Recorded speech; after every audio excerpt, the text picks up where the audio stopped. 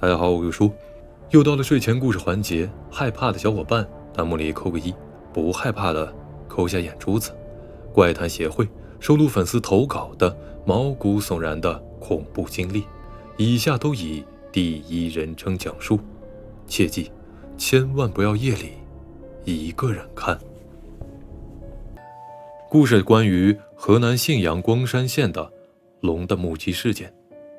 第一个故事啊，真龙现身。我的家乡呢，具体位置在河南信阳大别山一带，这里的历史文化太过悠久，特别是有关于龙的文化，几乎呢是渗入了家家户户。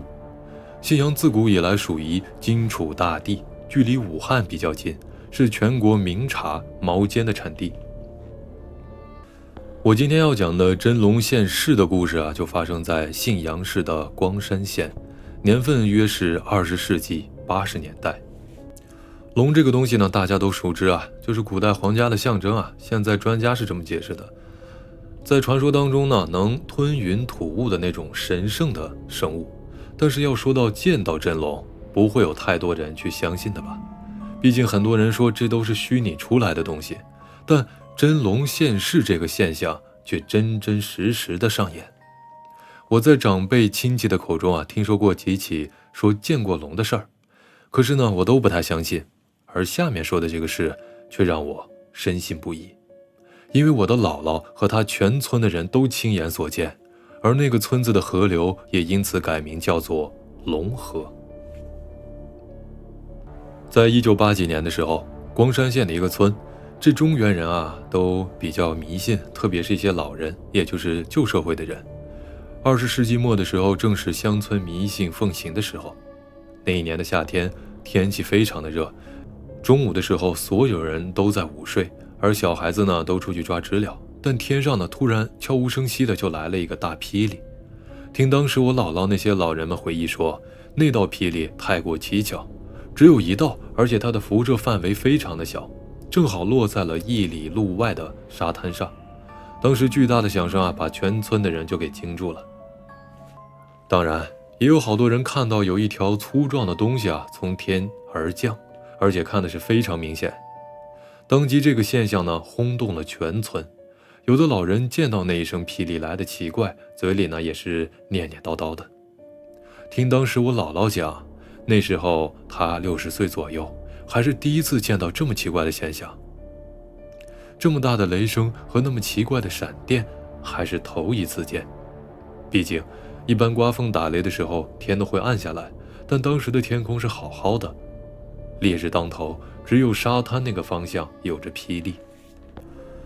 当时呢，所有人都热闹起来，当即有好多的小孩和年轻人跑到沙滩上去一看究竟。这不看就算了，一看还真不得了。还没到沙滩上的时候，就听姥姥说能闻到一股熏人的腥味儿，简直是刺鼻。那竟然是一条龙，竟然是一条传说中的龙，卧在了沙滩上，有鳞有角，跟传说中的一模一样。至于这龙啊是什么颜色的，我已经忘记了。记得当时姥姥亲口描述说，那条龙没有尾巴，尾巴像是被斩断了一样，血淋淋的，而且它是垂直掉了下来，河流中间被它巨大的身子砸出了一个很深的大坑。那条龙非常的长，从河流上游差不多到河流中游那么长，据我估计应该是有100多米吧。反正当时听他们的描述是极长的，像那电视里动物世界里的那些巨蟒啊什么的，是根本不能比的。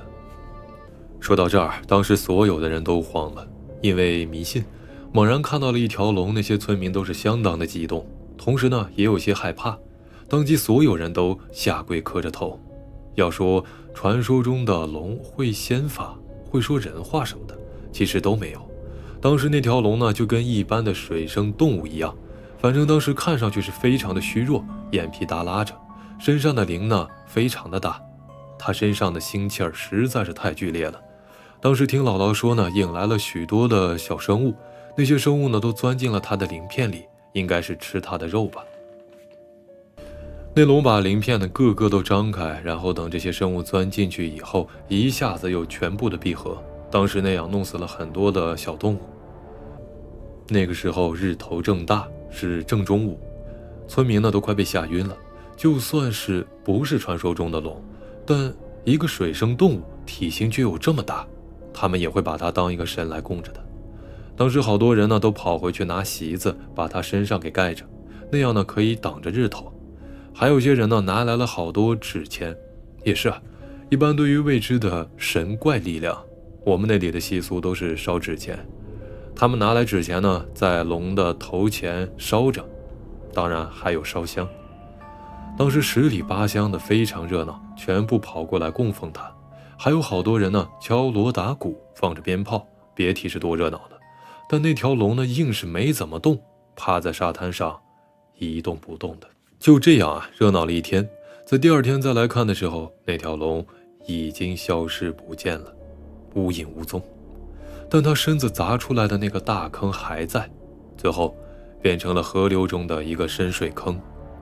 据说那个坑的周围非常的危险，绝对是不能靠近的，一不小心就能滑进去，不管你的水性是有多么的好。之后那条河的名字也被改为了龙河。这件事就这样20年过去了，我还是能听姥姥那些老一辈的老年人时常讲起。如果是我姥姥一个人讲，我是断然不肯信的。但那一代的村民只要是50岁往上的，全都说亲眼见过。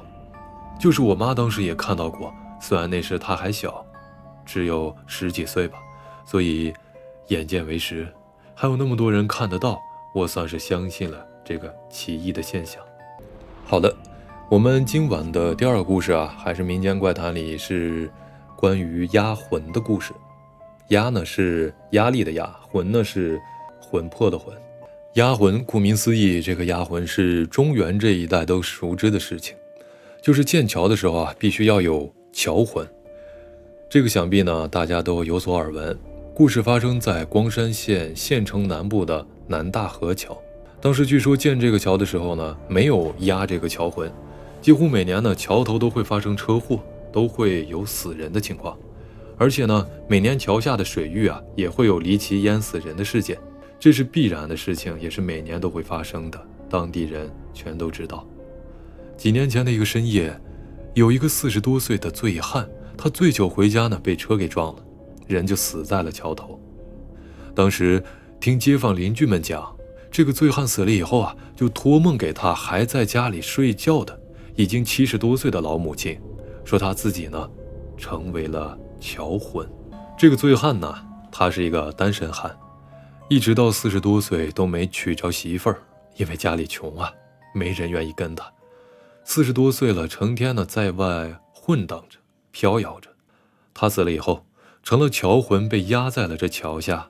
中间的这个具体的细则呢，不知道是怎么样的，谁也见不到他的魂，就知道他被压在了这桥下。而值得注意的是，被压在桥下的桥魂是永世不能投胎转世的，这是当地人的说法。那么话说回来他给他母亲托梦以后，他的母亲也就去了这桥底下。据当时的人说，他的母亲是能看到他的魂魄的。他母亲呢，就他一个儿子，这孩子成了桥魂，这肯定是相当的苦了。老人无所依靠，然后他母亲呢，就每天提个篮子，里面装着一些贡品，比如馒头、猪头肉之类的东西。每天呢，装着这些贡品送到桥下，说是要天天的陪着他儿子，给他儿子东西吃，以至于最后慢慢的这成了老人的习惯。他日复一日的去这桥底下，从来没有间断过。邻居们当然呢也是见怪不怪了。几年以后老人也去世了。他死之前呢，还没断气的时候，他给邻居街坊说，让把他的尸体呢埋在这桥墩底下，因为他要用自己的魂把儿子的魂给替换出来。也就是说，母亲成了新的桥魂，而儿子的魂却可以重新投胎了。这故事在我们当地呢是个真实的事情，虽然之后呢被人们慢慢的遗忘，当然全程的故事呢也不是那么的惊心动魄，但却牵扯到了一个伟大的母爱问题。儿子死后，母亲还要成为他，为他替身，让自己的儿子能够转世。那么我们今晚的第三个故事是关于仙魂。仙呢是先后的仙，魂是魂魄的魂啊。关于仙魂呢，有2个故事，先给大家讲第一个。仙魂这个词可能很多人都不知道是指的什么，我给大家简单的解释一下。就是我们那儿呢流行的一种说法，人死之前呢都会有征兆，而这仙魂便是其中一种。也就是说，人死之前啊会有一道魂先出来，称为仙魂。第一个故事呢是我的母亲给我讲的，而且是她的亲身经历。那年呢她10几岁啊，有一天放学回来，她把书包呢放在桌子上，刚准备把书拿出来，突然看到一个人影呢直接从门那边走进了屋子里面来。大家注意啊，人影一般呢是影射在地上的，也就是说根本不可能是直立行走。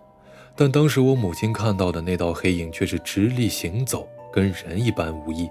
当时呢她就吓怕了，就跑了出去，正好呢撞到了我姥爷身上。当时我姥爷啊很生气啊，说我妈呢不该这样慌来慌去的，是吧？所以呢我母亲就给他说了刚才在屋里见到的东西。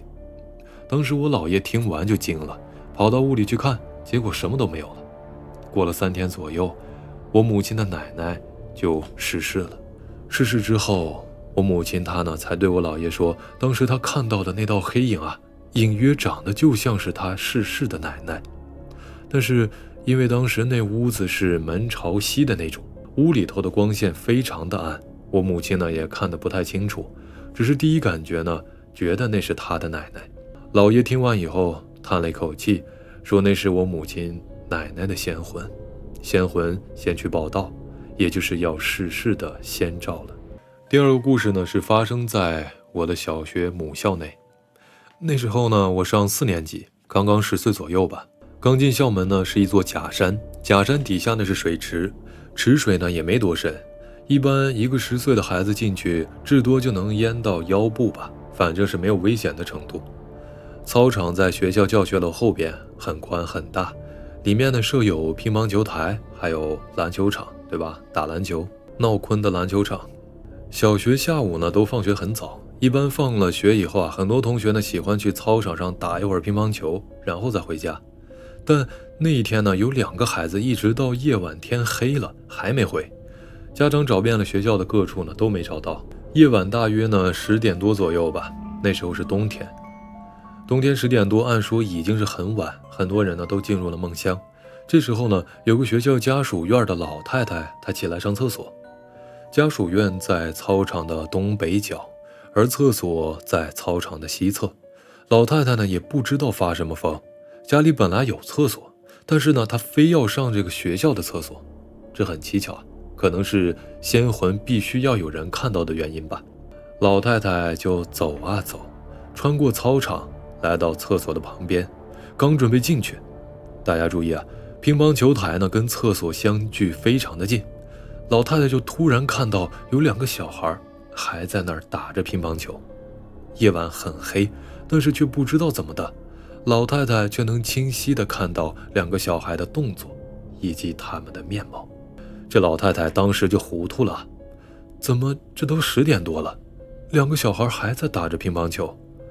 当时呢她也没想到是仙魂之类的，因为那2个小孩呢打乒乓球的场景很真实，只是没有任何的声响，2个小孩就在那儿打来打去。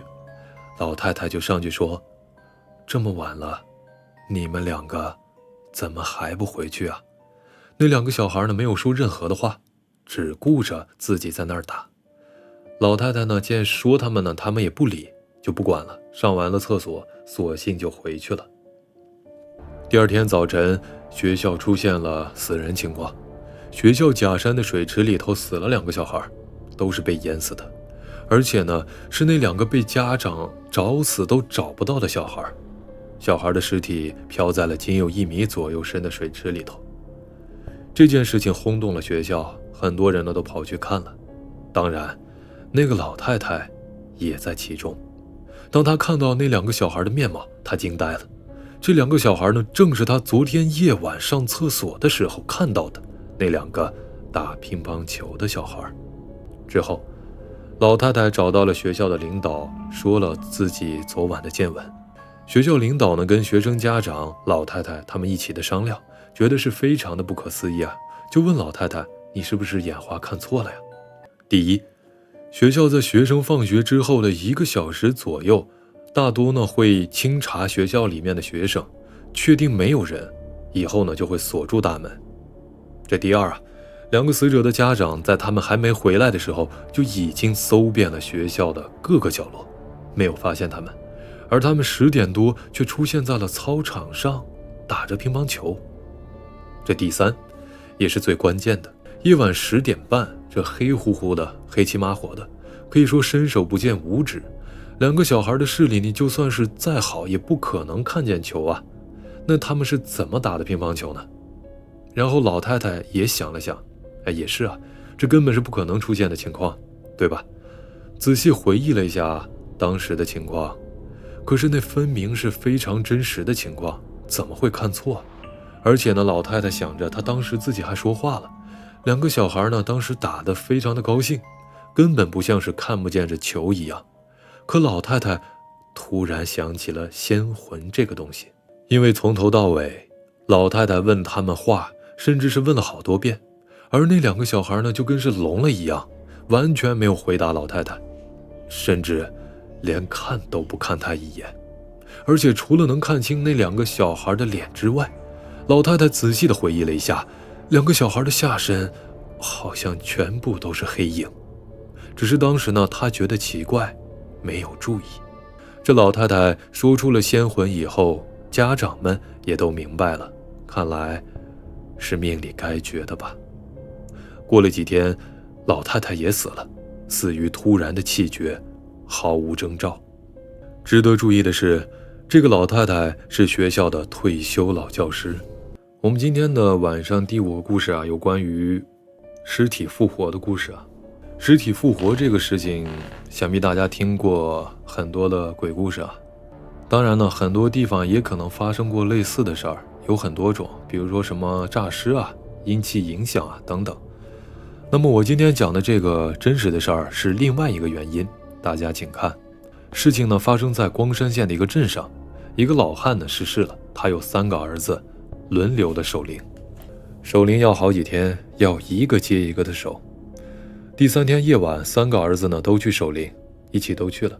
半夜无聊，当时也没什么娱乐设施啊，没有什么手机啊，刷个 APP 啊看是吧，短视频没有的。所以呢，3个儿子就拿了副扑克出来打跑得快，用来打发时间。当时的3人方位是这样的，有一个儿子呢是脸对着棺材，其余的2个儿子呢是背对着棺材，3人呢呈3角座位坐着，棺材就在厅堂中停着。到半夜时分，应该是3点左右吧，3个儿子呢都有点累了。脸对着棺材的那个儿子揉了揉眼睛，正准备出牌的时候，突然瞧见棺材里他父亲的尸体给坐了起来。当然，尸体呢是背对着他的。注意，当地习俗，没出棺前，棺材呢停在厅堂中时，棺材盖都是半盖半开的，也就是说，死者的腰部以上会露出来，腰部以下的部分就被盖子盖住了，头部的地方呢会点着2支蜡烛。当时看见的那个儿子吓得要死，但迷信来说，一般遇到这种情况是不能说出来的，更不可能去大喊大叫。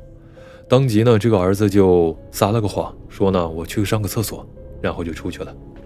其余2个背对着棺材的儿子等了半天也没见他回来，于是呢，有一个儿子没事干就回头看了看，这不看就算了，一看当时吓得要死，他爸正坐在棺材里。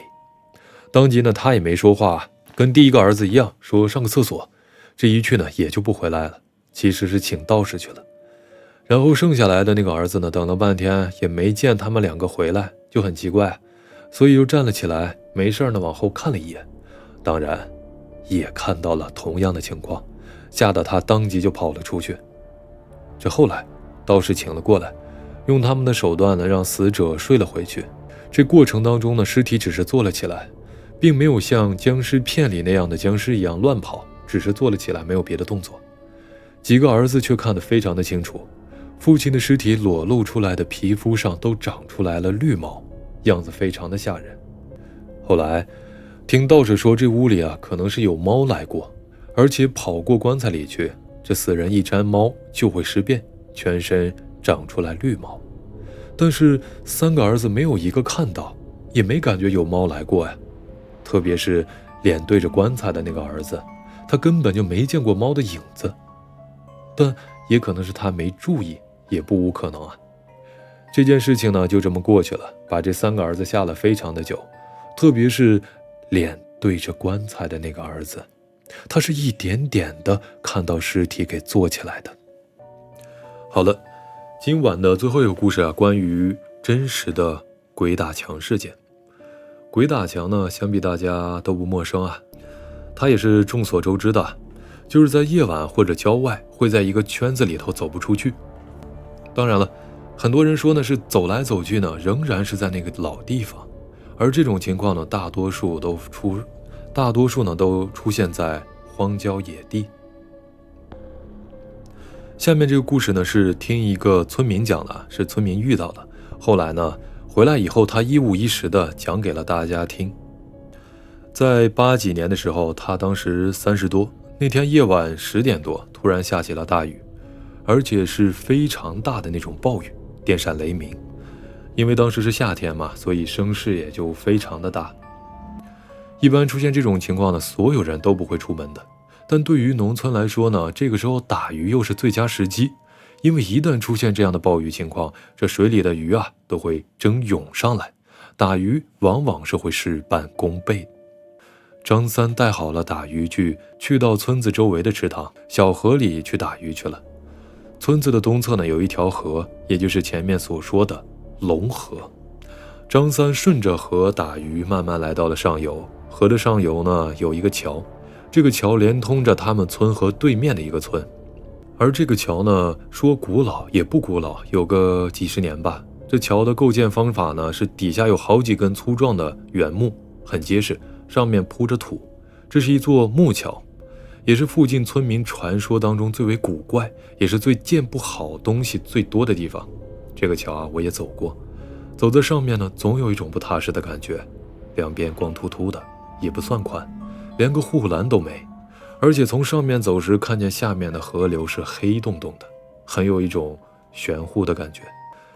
而说到张三啊，他胆子很大，显然他知道这座桥就是流传中的那种恐怖，但是打鱼是结结实实的赚钱。那时候一条野生的鲫鱼或是其他的鱼可以卖上个好价钱，这一晚上啊可以打很多的。他就没在意，照样通过那个桥去了对面的村。而在通过桥的时候，什么都没发生。他顺利地来到了桥对面，但没走出多远吧，他发现了一个问题，就是走来走去总在那一个地方，却怎么都走不出去。这老是在一个地方转，就很能说明问题了。张三嘛，也是农村长大的，当然知道鬼打墙这个东西。当时他回来说，他转来转去呢，总在那一个地方。虽然他大脑是清醒的，但四肢不听使唤，总是在那儿转来转去的，不知道停下来。也就是心里想着老想走出去，但那是不可能的事儿。当时他心里猛地一凉，就用那渔网往自己身上一罩，把自己裹得紧紧的。裹住之后，他就停了下来，不在原地打转了。这里涉及到了一个农村的知识点儿，也就是说，每张渔网在织成之后啊，都必须用猪血浸泡一下，说是用来辟邪的。然后呢，张三就用渔网把自己全身裹住，不留一丝缝隙，他在原地睡了起来。清晨的时候，公鸡开始打鸣，张三起来了，他再也没有在原地打转。一般说法是，夜晚碰到了鬼打墙，公鸡叫唤以后，这个现象就会消失的。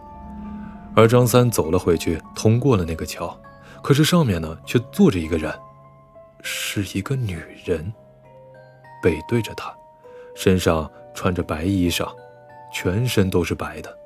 张三以为呢，他是一个人吧，因为当时天刚蒙蒙亮，而且那么看着确实也很像是一个人。当时他没想其他的，走进了一听，却听见那个女的在轻轻地哭着。张三就说：“你哭什么呀？你哭什么呀？”问了好多遍，而那女的只顾在那里哭着，不仅没转身，连应声都没应。慢慢的，张三的心里开始发毛了。那女的哭声非常的空洞，就像是从河面上飘上来的一样。而更加奇怪的是，那女的身子下面呢，慢慢的出现了一大滩水，越来越多，就跟身上打湿了一样。可她身上却好好的，干得很。